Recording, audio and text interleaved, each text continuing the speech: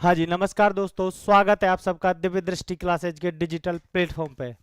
आज हम सिलेबस के बारे में जो चर्चा करने वाले हैं। आज रात में जो आपका सिलेबस चेंज हुआ है, जो आरबीएसई बोर्ड ने आपका आज रात में जो सिलेबस डाला है वो बिल्कुल फ्रेश नया सिलेबस है। 2025 का जो रीट होगा आपका, जो फरवरी में प्रस्तावित है 27 फरवरी को जिसकी एग्जाम डेट दी हुई है, ये जो रीट है इसके लिए आज रात में सिलेबस जारी कर दिया गया है।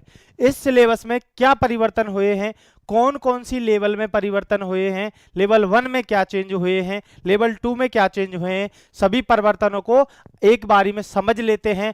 किन को फायदा हुआ है, किन को नुकसान हुआ है, ये सभी बातें हम करने वाले हैं। उसी के साथ आज से आपके जो फॉर्म है वो भरने स्टार्ट हो गए हैं। आज आपके जो नज़दीकी मित्र हैं उन पे जाके आज से आप फॉर्म भर सकते हैं। और मैं तो ये सजेशन दूंगा कि जब भी आपको फॉर्म भरना है तो लास्ट डेट का इंतजार आप मत कीजिए, पहले ही अपना फॉर्म फिल कर दीजिए, क्योंकि जब लास्ट डेट आ जाती है तो उस समय बहुत सारी टेक्निकल समस्याएं, बहुत सारी ऐसी प्रॉब्लम आ जाती हैं, आप फॉर्म भरने से वंचित रह जाते हैं। बाकी कोई भी जो जानकारी आपको चाहिए वीडियो के नीचे कमेंट कर देना, आपको वो जानकारी मिल जाएगी। ठीक है, तो सभी बच्चे एक बार क्लास को शेयर कर दीजिए, उसके बाद हम आपसे जानकारी साझा करेंगे कि जो सिलेबस है वो उसमें क्या चेंज हुआ है और क्या नया जुड़ा है। देखते हैं।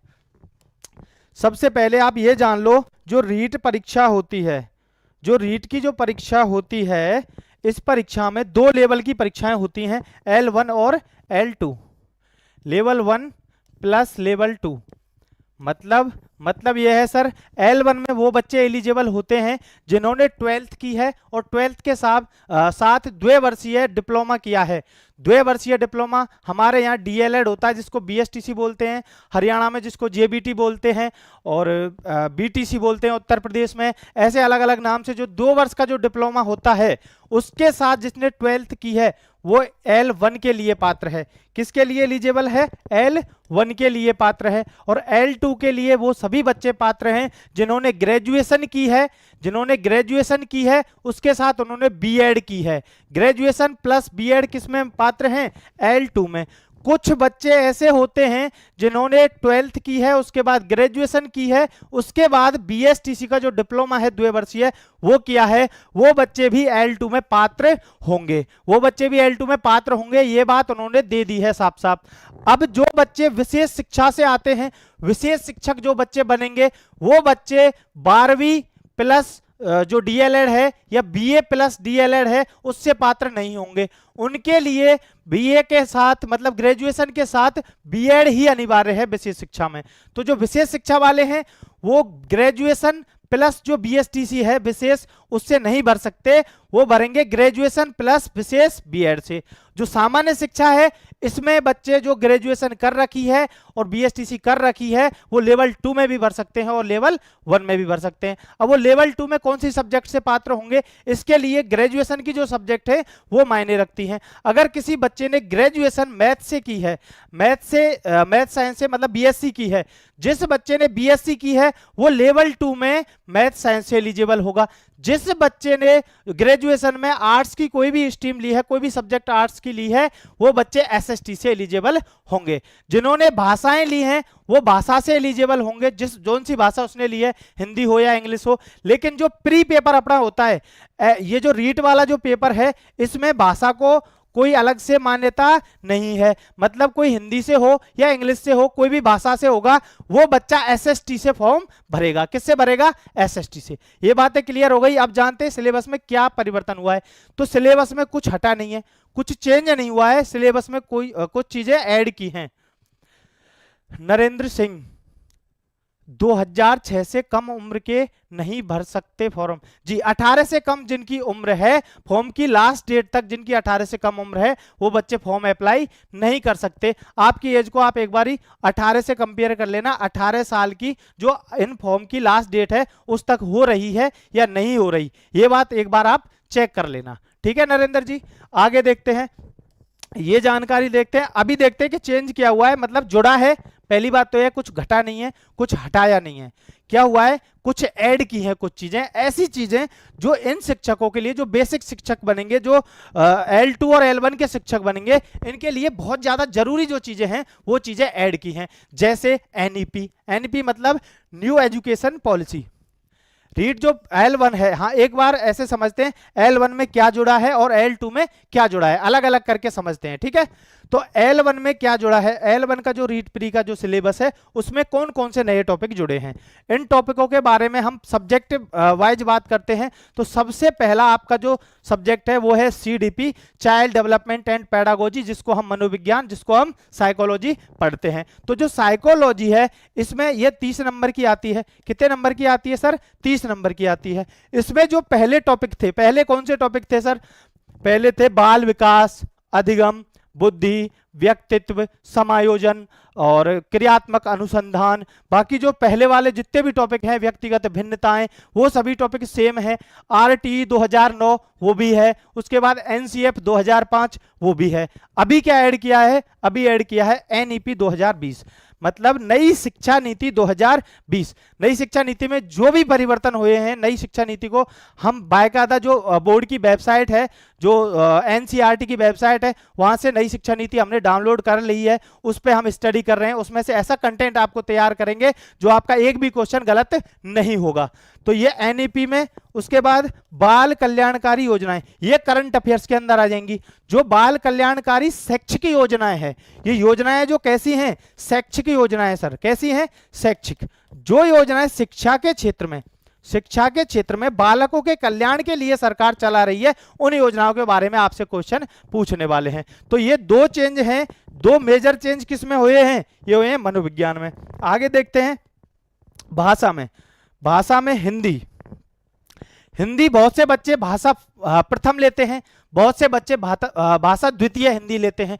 तो जिसने प्रथम ली है, जिसने द्वितीय ली है, दोनों के लिए एक चीज जोड़ी है। क्या चीज जोड़ी है सर, राजस्थानी भाषा बोलियों का परिचय। मतलब जो राजस्थानी साहित्य है, राजस्थानी जो साहित्य है उससे थोड़ा टच करके लिया है। मतलब बहुत ज्यादा साहित्य आपको गहराई से नहीं पढ़ना है, आपको केवल राजस्थानी भाषा के बारे में पढ़ना है, उसकी मुख्य मुख्य रचनाओं के बारे में पढ़ना है।